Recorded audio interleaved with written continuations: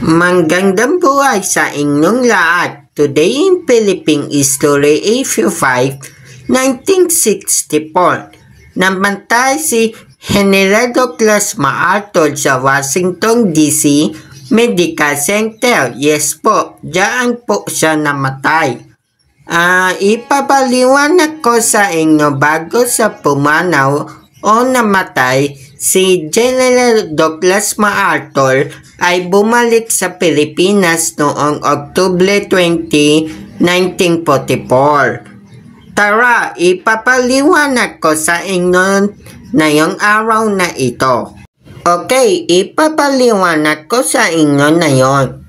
Noong panahon ng ikadalawang digmaang pandaigdig, napilitang umalis si General MacArthur mula sa Pilipinas noong 1942. Matapos ang pagbagsak ng Bataan at Corregidor sa mga Hapones, pagkat sa umalis, biniklas niya ang makasaysayang mga salita "I shall return" na napahayag na ng kanyang determinasyong na bumalik at palayain ang Pilipinas mula sa mga Hapones. Okay, dito naman tayo. Ang kanyang pagbabalik ay buna ng ilang mahahalagang kadahilanan. Okay, basahin nyo na lang ito.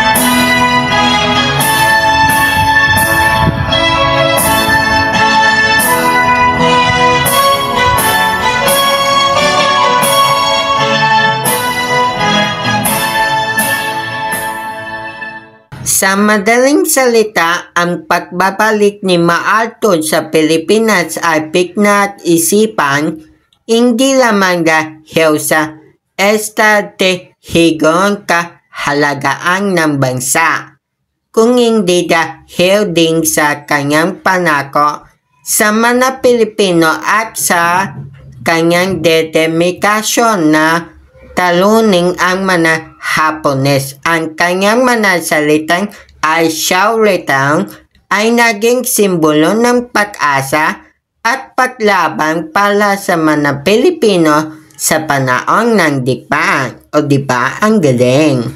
Para upang malaman kung nagsasabi ako ng totoo dito, ayan po ang mga tatlong website na legit. Legit means may katotohanan. Yes po, legit.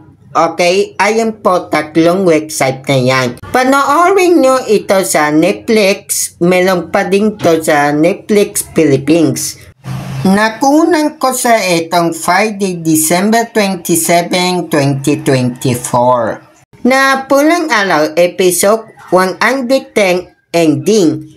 Ang ibig sabihin, patapos na yung kwento. O diba? So, ayan.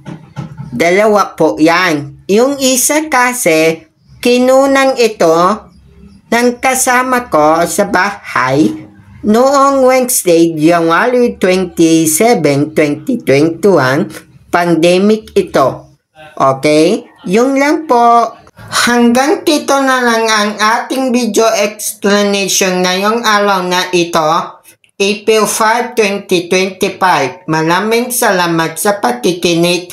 Tandaan, importante ni may alam, so paalam.